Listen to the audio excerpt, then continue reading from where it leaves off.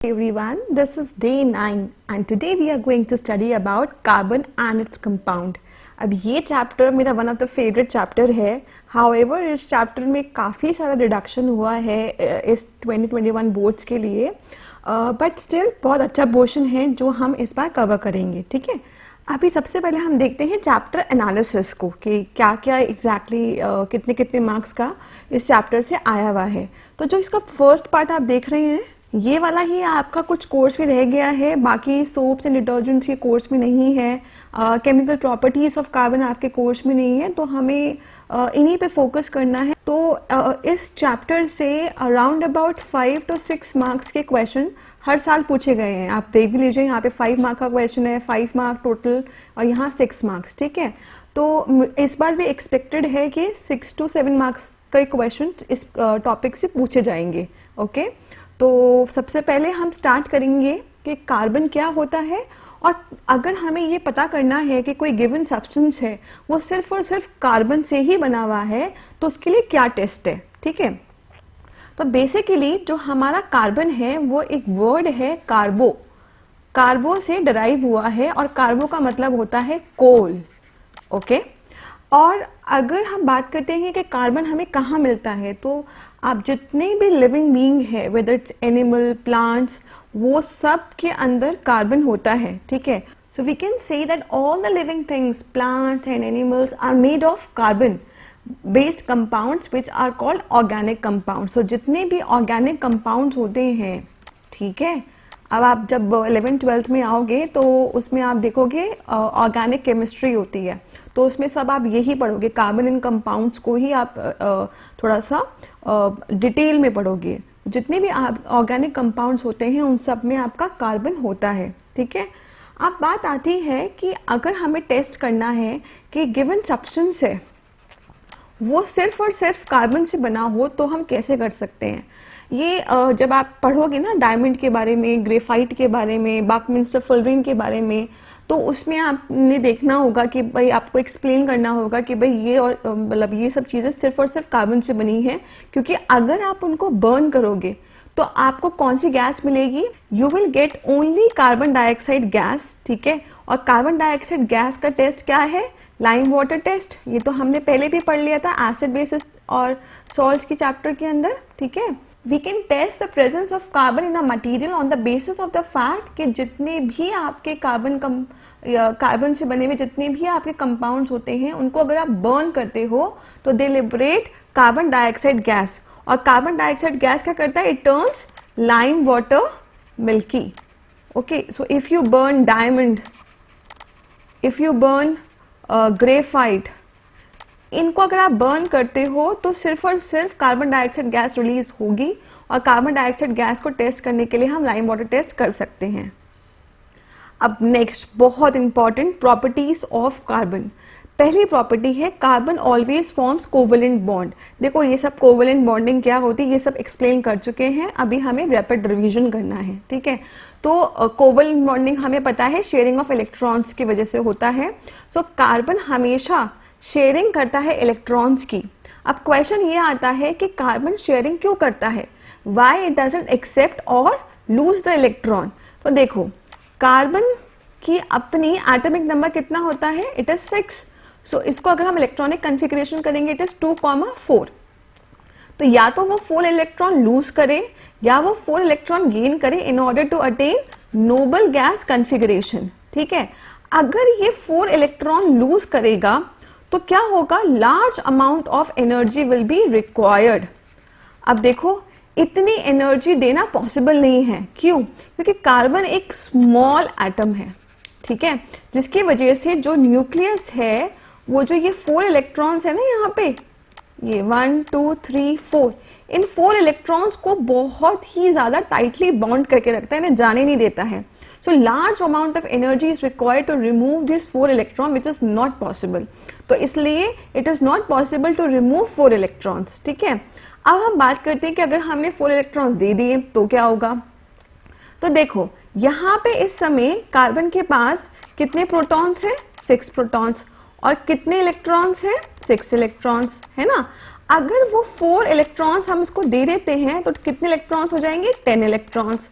अब न्यूक्लियस क्या कहता है कि भाई मेरे पास 6 प्रोटॉन्स हैं और मैं 10 इलेक्ट्रॉन्स को अपने पास क्लोजली बॉन्ड करके नहीं रख सकता. It is not possible for me because of energy consideration. ठीक है, so nucleus is not able to accommodate 10 electrons altogether, and that is why acceptance of 4 electrons is also not possible. तो ना ही accept कर सकता है और ना ही loose कर सकता है. तो अब क्या बचा? अब बचा शेयरिंग ऑफ इलेक्ट्रॉन्स. ठीक है, और मैं आपको बताऊं ये शेयरिंग बहुत अच्छे से करता है. मतलब जो इलेक्ट्रॉन्स ये शेयर करता है उनको बहुत अच्छे से टाइटली बॉन्ड करके रखता है, और तभी जो कार्बन और कार्बन के बीच में जो कोवेलेंट बॉन्ड होते हैं वो बहुत स्ट्रांग होते हैं. इनको हम अभी पढ़ेंगे. ठीक है, तो पहला पॉइंट है carbon always forms covalent bond because it always share the electrons. Okay, now next, carbon is tetravalent. ठीक है, टेट्रा मीन्स 4 और वैलेंट इज वैलेंसी. तो हमने पढ़ा है कि कार्बन कितना है 2,4, ये इसके इलेक्ट्रॉनिक कॉन्फ़िगरेशन है. तो उसे कितने इलेक्ट्रॉन्स चाहिए स्टेबल होने के लिए? तो या तो वो 4 इलेक्ट्रॉन ले ले या फिर वो लूज कर दे. ठीक है, तो जितने इलेक्ट्रॉन्स हमें चाहिए होते हैं in order to become stable वो होती है वैलेंसी. ठीक है, तो carbon needs 4 electrons in order to become stable, जो कि वो शेयर करके लेता है. ठीक है, that is why carbon is tetravalent. तो कभी भी कार्बन हो तो उसके आसपास इस तरीके से 4 बॉन्ड बना देना. ठीक है, which shows that it requires 4 electrons in order to become stable, और जो कि वो शेयरिंग करके करता है. Next, very very very important. ठीक है, which is catenation property. Catenation मतलब सेल्फ कॉम्बिनेशन. कार्बन बहुत ही आसानी से दूसरे कार्बन से कंबाइन करता है और बहुत लंबी लंबी चेन बना सकता है. तो जो ये लंबी लंबी चेन बनाता है ना, उसे हम कहते हैं कैटेनेशन प्रॉपर्टी ऑफ कार्बन. ठीक है, the property of carbon of self combination. तो ऐसी प्रॉपर्टी कार्बन की जिससे कि वो सेल्फ कंबाइन कर सके in order to form long long chain. अब जो ये चेन बन रही है ना, it is acting as a backbone. मतलब इसके साथ आप कोई और डिफरेंट एटम आप कंबाइन कर सकते हो. आप ऑक्सीजन लगा सकते हो, आप हाइड्रोजन लगा सकते हो, पर ये इसकी बैकबोन रहती है. इसके नीचे आप आगे पीछे जो भी आपको लगाने हैं एटम्स वो आप लगा सकते हो. ठीक है, अब ये ही प्रॉपर्टी है जिसकी वजह से जो कार्बन है वो बहुत ही वर्सेटाइल है. जहां भी देखो, जिस भी चीज में देखो, आपको कार्बन दिखाई देता है. ठीक है, आप पेट्रोल में देखो कार्बन दिखाई देगा. ठीक है, तो हर जगह आपको कार्बन दिखाई इसलिए देता है क्योंकि कार्बन के अंदर ये प्रॉपर्टी होती है कि वो अपने आप से कंबाइन करके लॉन्ग चेन बना सकता है, और बाकी अदर जो एटम्स है, hydrogen, oxygen, nitrogen, sulphur, chlorine, ये सब यहाँ पे इसके साइड चेन में कंबाइन होके एक डिफरेंट कंपाउंड्स बना सकते हैं. ठीक है, अब इसमें एक क्वेश्चन आता है, वाई कार्बन कंपाउंड्स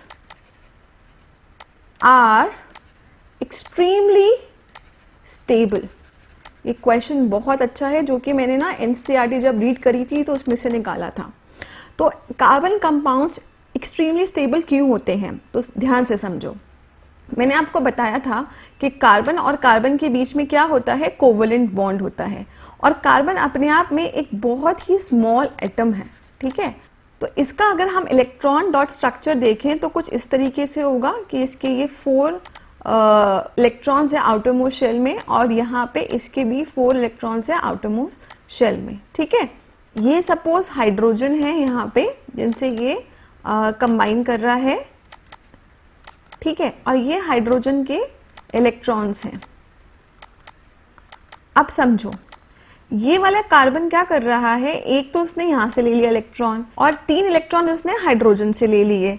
तो कुछ इस तरीके से इसने अपने 8 इलेक्ट्रॉन्स कंप्लीट कर लिए. ठीक है, एंड सिमिलरली ये वाला जो कार्बन है इसने भी ऐसे कुछ किया, ऐसे करके अपना 8 इलेक्ट्रॉन्स अपने कंप्लीट कर लिया आउटरमोस्ट शेल में. तो जो उन्होंने इलेक्ट्रॉन्स शेयर करे हैं उनको वो बहुत ही ज़्यादा टाइटली बॉन्ड करके रखते हैं. ठीक है, अपने पास रखते हैं बहुत टाइटली बॉन्ड करके, जिसकी वजह से जो कार्बन के जितने भी कंपाउंड्स होते हैं वो सब स्टेबल होते हैं because of the small size of carbon and because they form very strong covalent bond. Okay, ये 2 पॉइंट्स है इसके अंदर. ठीक है, अब इसी के अंदर एक कॉन्सेप्ट आता है कि क्या सिर्फ एक कार्बन ही है जिसके अंदर कैटेनेशन प्रॉपर्टी होती है? तो एक्चुअली हमारे पास सिलिकॉन है जिसके अंदर भी कैटेनेशन प्रॉपर्टी होती है। हाउएवर वो कार्बन की तरह बहुत लंबी लंबी चेन्स नहीं बना सकते, वो 7 to 8 सिलिकॉन एटम्स ही मिलके चेन बनाते हैं, ठीक है। और क्योंकि इनके बीच में जो बॉन्डिंग होती है वो वीक होती है, that is why they are not so stable, they are unstable. Next is multiple bond formation. देखो, सिंगल बॉन्डिंग हो सकती है कार्बन और कार्बन के बीच में, डबल बॉन्डिंग हो सकती है और ट्रिपल बॉन्डिंग हो सकती है। इसे कहा गया है multiple bond formation. So carbon वो एक टेट्रावेलेंट है, मतलब उसको 4 इलेक्ट्रॉन्स शेयर करने होते हैं। दैट इज वाई इसी के अंदर इतनी एबिलिटी है कि वो सिंगल, डबल, ट्रिपल तीनों तरीके के बॉन्ड वो बना सकता है, ठीक है। अगर वो सिंगल बॉन्ड बनाता है तो हम क्या बोलते हैं कि एल्केन है, एन। अगर वो डबल बॉन्ड बना रहा है तो हम क्या बोलेंगे कि एल्कीन है, ईन। और ट्रिपल बॉन्ड बनाना है तो क्या होगा, एल्काइन, ठीक है। So carbon can form double bond, single bond और ट्रिपल बॉन्ड। तो ये वाली बात जो है अब ये हम कल पढ़ेंगे डे 10 में, जिसमें मैं आपको एक्सप्लेन करूंगी एल्केन, एल्कीन, एल्काइंस क्या होते हैं जब हम होमोलोगस सीरीज के बारे में पढ़ेंगे, ठीक है। अभी ये समझिए कि कार्बन के अंदर एबिलिटी होती है कि वो सिंगल इलेक्ट्रॉन शेयर कर सकता है। अगर सिंगल इलेक्ट्रॉन शेयर कर रहा है तो वो एल्केन्स बनाएगा, अगर वो 2 इलेक्ट्रॉन्स शेयर कर रहे हैं तो वो एल्कीन्स बनाएगा, और अगर वो 3 इलेक्ट्रॉन शेयर कर रहे हैं तो वो एल्काइन बनाएगा, ठीक है। Next is properties of carbon में नेक्स्ट है इट शोज आइसोमेरिज्म। आइसोमेरिज्म बहुत इंपॉर्टेंट है और खासकर इस बार तो बोर्ड्स के लिए बहुत इंपॉर्टेंट है, क्योंकि केमिकल प्रॉपर्टीज आपकी हट चुकी है, सोप्स एंड डिटर्जेंट्स भी नहीं है। तो कुछ ये अच्छा टॉपिक है जिसमें से अच्छे से क्वेश्चन बन सकता है। अभी क्या होता है कि जो अभी तक हमने पढ़ा है एसिड, बेसिस एंड सॉल्ट्स और केमिकल इक्वेशंस एंड रिएक्शंस, ये सब आपकी इनऑर्गेनिक केमिस्ट्री है जिसमें हम कार्बन कंपाउंड्स के बारे में बात नहीं करते, ठीक है। उसमें क्या होता है, जैसे आपके पास सल्फ्यूरिक एसिड है तो सल्फ्यूरिक एसिड का फॉर्मूला कितना है, इट इज H2SO4, ठीक है, ये इसका फॉर्मूला है। तो इसमें 2 हाइड्रोजन है, 1 सल्फर है और 4 ऑक्सीजन है। ये हमेशा आपका एक ही कंपाउंड को डिनोट करेगा जो कि है सल्फ्यूरिक एसिड। पर ऑर्गेनिक कंपाउंड्स में ऐसा नहीं होता, ठीक है। जो ऑर्गेनिक केमिस्ट्री होती है, एक molecular formula it can represent 2 और more different compounds. For example अगर मैं बात करती हूँ C4H10 की, ठीक है। C4H10 क्या है, आपके पास 4 कार्बन है और 10 हाइड्रोजन है, ठीक है। तो आपने क्या करा, ऐसे करके इसको चेन की तरह लिख लिया, 4 कार्बन लगा दिए, और क्योंकि हमारे पास ये कार्बन है तो हमें इस तरीके से 4 यहाँ पे बॉन्ड्स दिखाने हैं और यहाँ पे हमने हाइड्रोजन लगा दिया, तो ये आपके 10 हाइड्रोजन हो गए। अब क्योंकि ये लीनियर स्ट्रक्चर है तो इसको हम बोलेंगे एन ब्यूटेन, ठीक है। अब एन ब्यूटेन तो इस तरीके से बन गया। अब मैंने क्या करा, इस कार्बन को यहाँ से हटाया और इसकी ब्रांच बना दी कुछ इस तरीके से, ठीक है ना, यहाँ ब्रांच बन गई। तो अब यहाँ पे मैंने यहाँ बॉन्ड्स दिखा दिए और इन बॉन्ड्स पे हमारे पास क्या है, इन बॉन्ड्स पे हमारे पास हाइड्रोजन है। तो अगेन यहाँ पे हमारे पास कितना हाइड्रोजन है, हमारे पास 10 हाइड्रोजन है। अब इसका नाम क्या है, अब क्योंकि ये आपके सेकंड नंबर वाले कार्बन पे आपके कार्बन की एक ब्रांच है तो उसका नाम होगा आइसो। और टोटल कितने कार्बन है आपके पास, 4 कार्बन है, तो हम इसको बोलेंगे आइसोब्यूटेन। एंड इसका मॉलिक्यूलर फॉर्मूला भी C4H10 है, ठीक है। पर क्या ये दोनों चीजें सेम है, नहीं। एन ब्यूटेन की प्रॉपर्टी बिल्कुल डिफरेंट है आइसोब्यूटेन से, and that is why we can say कि इनका मॉलिक्यूलर फॉर्मूला तो सेम है पर इनके स्ट्रक्चर डिफरेंट है और इनकी केमिकल प्रॉपर्टीज डिफरेंट है, इनकी फिजिकल प्रॉपर्टीज डिफरेंट। तो हम क्या बोलेंगे, that the organic compounds having the same molecular formula but different structures are known as isomers. So carbon के जितने भी कंपाउंड्स होते हैं दे शो आइसोमेरिज्म। नाउ अभी नेक्स्ट हम देखते हैं कि हम कार्बन कंपाउंड्स की नेमिंग कैसे करते हैं, ठीक है। इसमें हम सब कुछ देखेंगे, जैसे अल्कोहल्स होते हैं या एल्डिहाइड्स होते हैं, कीटोन्स होते हैं, इन सब की हमें नेमिंग कैसे करनी होती है। So it comes under IUPAC names, okay. So अभी कभी भी आपको किसी ऑर्गेनिक कंपाउंड की नेमिंग करनी हो, सबसे पहले you will check for the root word. अब ये रूट वर्ड क्या होता है? Root word it depends upon the number of carbon atoms in the longest chain selected. तो आपके पास कार्बन कंपाउंड की चेन होगी, तो सबसे पहले आपको ये चेक करना है कि लॉन्गेस्ट चेन कौन से निकल के आती है उसमें से, वही आपका रूट वर्ड होगा। सेकेंड, आप देखोगे इसका सफिक्स क्या होगा। अब सफिक्स आपको क्या बताएगा? सफिक्स बताएगा कि अगर वो सिंगल बॉन्ड है तो लास्ट में आपका एन आएगा, अगर डबल बॉन्ड है तो लास्ट में ईन आएगा, अगर ट्रिपल बॉन्ड है तो लास्ट में आइन आएगा, और अगर कोई ग्रुप है, सपोज अल्कोहल है, तो लास्ट में ओएल आएगा, तो आप ई को रिप्लेस करके ओएल लिखोगे, या अगर आपके पास एल्डिहाइड है तो आप ए लिखोगे एंड सो ऑन। अब बात करते हैं प्रीफिक्स की। तो क्या होता है, कभी कभी आपकी जो चेन होती है उनमें ब्रांचेस होते हैं या फिर उनमें हैलोजन ग्रुप्स होते हैं, तो उनको आपको एज अ प्रीफिक्स लिखना होता है बाय मेंशनिंग द पोजीशन, जिस पोजीशन पे वो प्लेस्ड है कार्बन चेन में। सो वो होता है प्रीफिक्स। सो हमेशा आपको प्रीफिक्स नहीं मिलेगा, बट रूट वर्ड्स और सफिक्स आपको हमेशा मिलेंगे। Prefix it denotes the substituent and its position. Substituent क्या है? जो ब्रांच है उसे हम सब्स्टिट्यूएंट बोल रहे हैं। Now let us see the rules जिनको हम फॉलो करके नेमिंग करते हैं। Now these are certain functional groups, halogen, alcohol, aldehyde, ketone, carboxylic। आप इनके प्रीफिक्स और सफिक्स देख लीजिए। तो हैलोजन जो है वो प्रीफिक्स के फॉर्म में होता है और alcohol is in the form of suffix जो कि है OL। एल्डिहाइड AL, तो जहाँ भी AL होगा किसी कंपाउंड में, इसका मतलब है उसमें एल्डिहाइड है, so that's a aldehydic compound. अगर किसी में ओन है ONE, तो वो मतलब कीटोनिक ग्रुप का है, ठीक है। कार्बोक्सिलिक के लिए आपके पास ओइक एसिड आएगा एज अ सफिक्स, और double bond we know it's ene, and for triple bond it is yne. So let us see the simple rule that need to be followed in order to name an organic compound. So पहला rule, it says that the longest continuous chain of carbon atom known as parent chain is need to be selected। और जरूरी नहीं है कि वो longest chain जो हो वो straight हो, ठीक है। क्या मतलब है इस बात का? फॉर एग्जाम्पल आपके पास एक चेन है कुछ इस तरीके से, और ये कुछ और आपके पास कार्बन एटम्स हैं, ठीक है। आप देखोगे कि किस तरीके से लॉन्गेस्ट चेन को मैं यहाँ से निकाल सकती हूँ। तो अगर मैंने यहाँ से ट्रैवल करना स्टार्ट किया, तो इसमें अगर मैंने ट्रैवल किया तो यहाँ पे तो मेरी लॉन्गेस्ट चेन बनेगी, वो बनेगी 4 कार्बन एटम्स की, है ना। पर अगर मैंने यही क्या करा, यहाँ से चलने के बाद अब मैं नीचे आ गई, ठीक है, और अब मैंने इसको कवर किया। सो इन दिस केस कितने कार्बन हैं आपके पास? 1 2 3 4 5 6। तो आपको सबसे पहले ये चेक करना है कि आपके पास लॉन्गेस्ट चेन कौन सी होगी। तो लॉन्गेस्ट चेन इस समय हमारे पास 6 कार्बन एटम्स की है, तो जो बचा हुआ होगा वो क्या होगा? आपका ब्रांच, ठीक है। सो इसमें हमारा रूट वर्ड क्या होगा? Root word will be 1 2 3 4 5 6। 6 के लिए हमारे पास क्या होता है? हेक्स। तो रूट वर्ड होगा हमारा हेक्स, राइट। अब दूसरा रूल देखते हैं। Branches to the parent chain is called substituent and the position of the branch is indicated by the position of carbon atom to which it is attached। अभी एक चीज बहुत इंपॉर्टेंट है कि सपोज आपके पास ये कार्बन चेन है, ठीक है, और एक कार्बन यहाँ पे है और एक कार्बन यहाँ पे है, तो कभी भी कंफ्यूज मत करना कि जो ये कार्बन है जो कि साइड्स में है ये ब्रांचेस हैं। ब्रांचेस कभी भी आपको साइड में नहीं मिलेगी। ये एक चेन है कार्बन की जिसके अंदर आपके कितने सारे कार्बन है?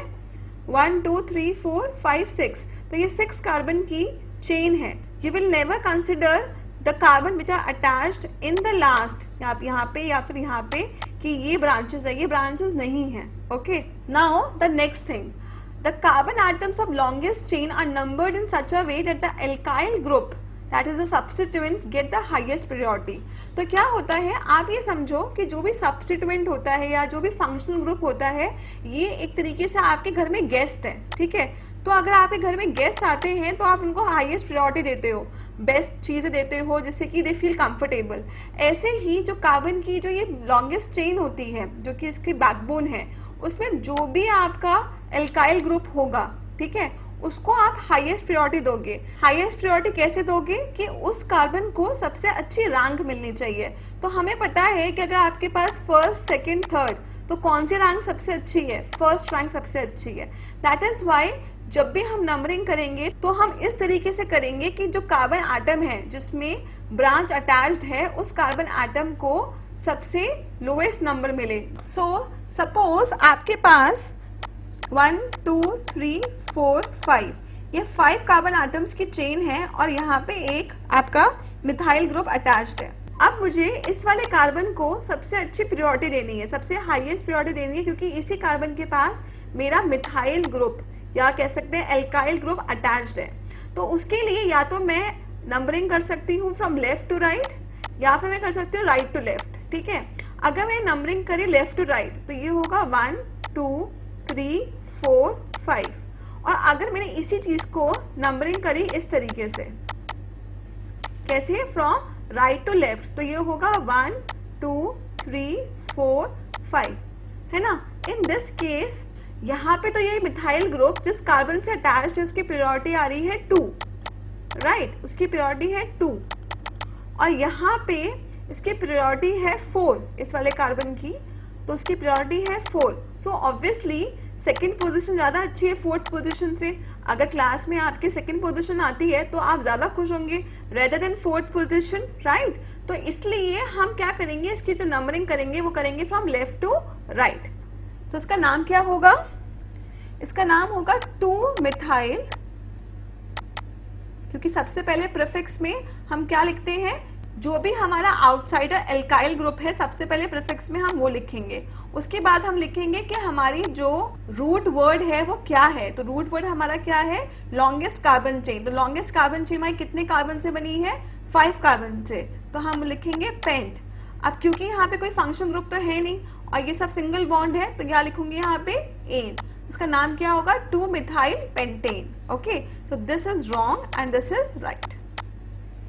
Now the last, if any functional group is present in the carbon chain, then the carbon are numbered in such a way that the functional group or the carbon having functional groups get highest priority. तो सबसे ज्यादा priority जो मिलती है वो मिलती है functional group को और उसके बाद मिलती है alkyl group को। ठीक है, now let us see certain examples of organic compounds and let us see how to provide them IUPAC name. So सबसे पहले आप चेक करेंगे कि लॉन्गेस्ट चेन हमारी कौन सी होगी।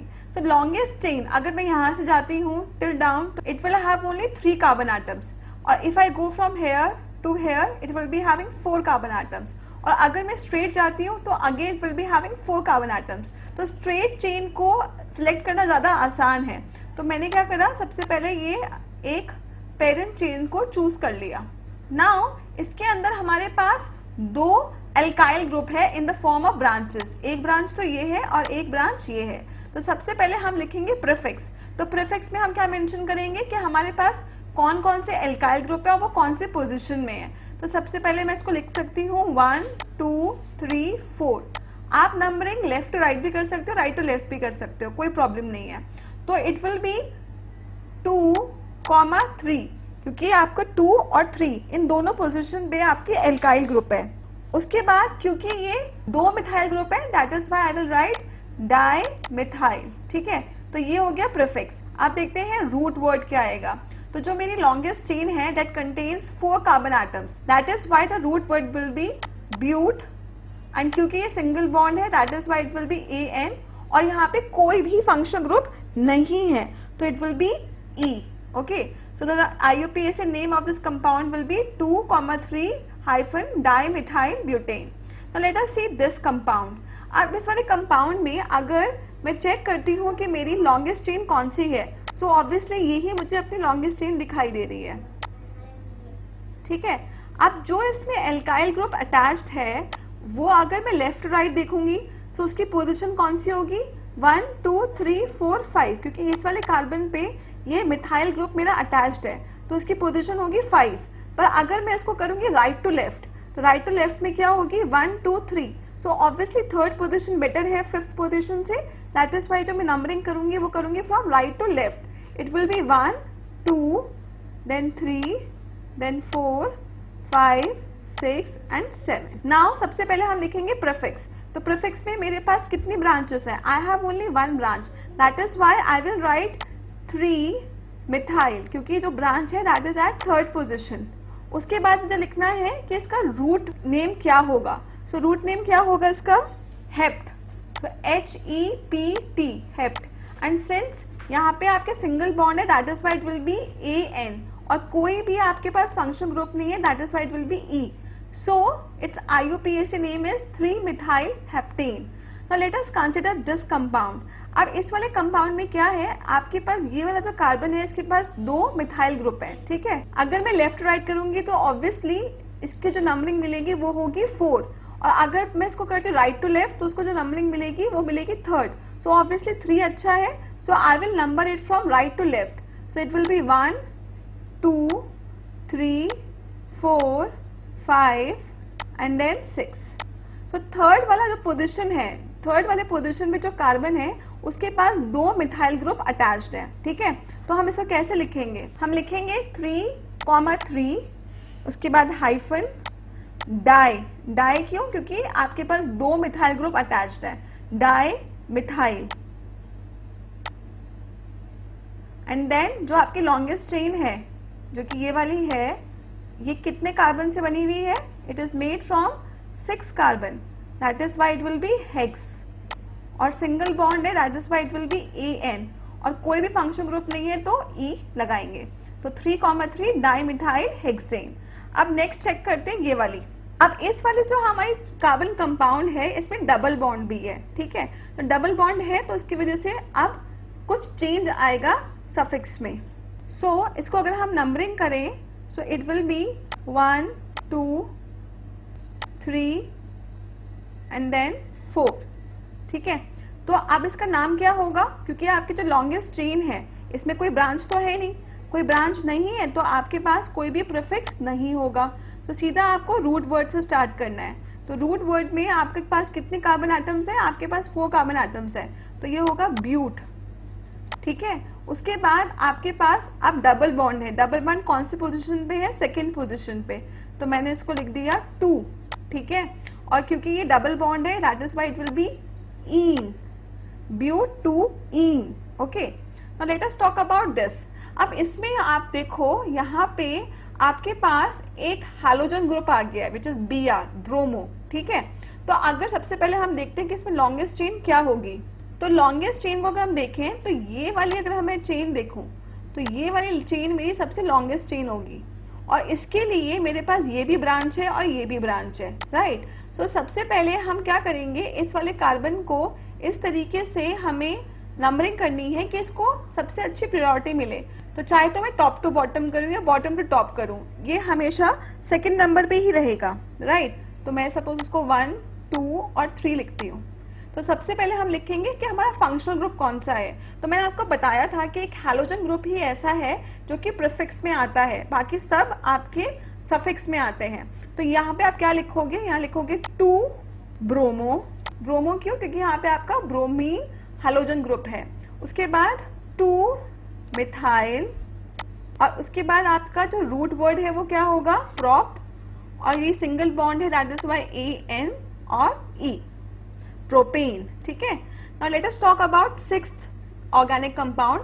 तो यहाँ पे अगर आप देखो, यहाँ पे आपके पास एक फंक्शन ग्रुप भी है, यहाँ पे एक इथाइल ग्रुप भी है, और यहाँ पे 2 मिथाइल ग्रुप भी है. कॉम्प्लेक्सिटी थोड़ी बढ़ गई है. तो मैंने आपको बताया था कि जो हमारा लास्ट रूल था वो कहता है we have to give priority to the functional group. So I have to give the priority to this carbon because this carbon is attached to the functional group. So obviously my numbering will start from right to left. It will be 1 then 2 then 3 then 4 and then 5. So I have the parent chain of 5 carbons. Now इसकी अब हम name देखते हैं. So I have 2 methyl here and 1 ethyl here. Okay, so हम कैसे लिखेंगे इसको, सबसे पहले हम लिखेंगे पोजीशन इथाइल की. तो इथाइल कौन सी पोजीशन पे है, second. So it will be 2 ethyl. उसके बाद कितने मिथाइल ग्रुप है हमारे पास, 2, जो कि अटैच्ड है 4th पोजीशन पे. तो हम क्या लिखेंगे इसको, 4,4 डाई मिथाइल. डाई क्योंकि आपके पास 2 मिथाइल ग्रुप हैं. उसके बाद हम क्या लिखेंगे, प्रीफिक्स तो हमारा कंप्लीट हो गया. अब हमें लिखना है रूट वर्ड. तो रूट वर्ड क्या होगा, 5 कार्बन एटम्स है that is why it will be pent. Single bond है that is why it will be AN. अब मैं E नहीं लिखूंगी. What I am going to write कि कौन से पोजीशन पे मेरा अल्कोहलिक ग्रुप है, और अल्कोहलिक ग्रुप का सफिक्स क्या होता है, OL. So it will B 2 ethyl 4,4 dimethyl pentane 1 all. Okay, now let us see about this compound. तो ये अगर आप देखो, it contains aldehyde. Now this is very important. Why important? Because क्या होता है aldehyde ग्रुप में sometimes students क्या करते हैं, इस कार्बन को पेरेंट चेन में कंसिडर नहीं करते हैं and then they do the wrong thing. तो आपको इस कार्बन को पेरेंट चेन में कंसिडर करना है. ठीक है, तो अभी जो आपकी ये पूरी चेन है ये कितने कार्बन से बनी है? 1 2 3 4 5. मतलब कि यहाँ पे तो कोई ब्रांच है ही नहीं. एक आपको पेरेंट चेन मिल गई है जिसमें आपके कितने कार्बन एटम्स है? 5. ठीक है, और अब आप देखो इसके फर्स्ट पे भी और इसके फिफ्थ पे भी एल्डिहाइड ग्रुप है और एल्डिहाइड ग्रुप का जो सफिक्स होता है वो होता है Al. क्योंकि ये 5 है that is why I will write pent, and क्योंकि ये सिंगल बॉन्डेड है that is why I will write An. अब E नहीं लिखूंगी, E की जगह क्या लिखूंगी? आई will write the position of aldehydes. तो पोजिशन क्या है? 1 and 5. So I'll write 1 5 and then Al. So its name will be pentane 1,5-ul. Why ul? Because ये एल्डिहाइड ग्रुप है इसके अंदर. Now last, इसमें आपका कौन सा ग्रुप है फंक्शनल? इसमें है आपका कार्बोक्सिलिक ग्रुप. सो ऑब्वियसली इस कार्बन को हम ट्रीट करेंगे कि ये आपकी चेन में है, राइट? तो it will be 1 2 3 4. So it contains one branch and it contains carboxylic group and that is why the suffix will contain oic. Okay, उसका नाम क्या होगा? 2-ethyl, क्योंकि सबसे पहले हम ब्रांच का नाम लिखेंगे. उसके बाद क्योंकि आपकी जो ये पेरेंट चेन है वो कितने कार्बन से बनी हुई है? 4 कार्बन से. So I will write but and then I will write An because यहाँ पे आपके सिंगल बॉन्ड है and then I will write the position of the carboxylic group. तो जो कार्बोक्सिलिक ग्रुप है ये फर्स्ट पोजिशन पे है and I will write oic acid. So we have studied everything about carbon, उनकी प्रॉपर्टीज़ क्या है और नॉमेनक्लेचर. ठीक है, ये हमने आज कंप्लीट किया है डे 9 में. अब जब ये वीडियो आप देख लें तो घर जाके इसकी प्रैक्टिस करना. बिना प्रैक्टिस के कुछ नहीं मिलने वाला. आप कितनी भी वीडियोस देख लो, जब तक आप अपने हैंड से नहीं लिखोगे आपको कुछ भी समझ नहीं आने वाला. ठीक है, आप क्वेश्चंस करना उसके इंस्टाग्राम पेज पे, फेसबुक पेज पे मैं क्वेश्चंस अपलोड कर रही हूँ. वहाँ जाइए, वहाँ पे कमेंट पे अपने आंसर्स दीजिए. मैं सब कुछ देखूँगी कि कौन कैसे परफॉर्म कर रहा है. ठीक है, कल हम पढ़ेंगे another topic which is all about allotropes क्या होते हैं. फिर उसके बाद होमोलोगस सीरीज के बारे में पढ़ेंगे और आइसोमर्स के बारे में पढ़ेंगे और फिर ये चैप्टर हमारा वाइंड अप हो जाएगा. ठीक है, so see you tomorrow. Till then keep learning, keep practicing and all the best.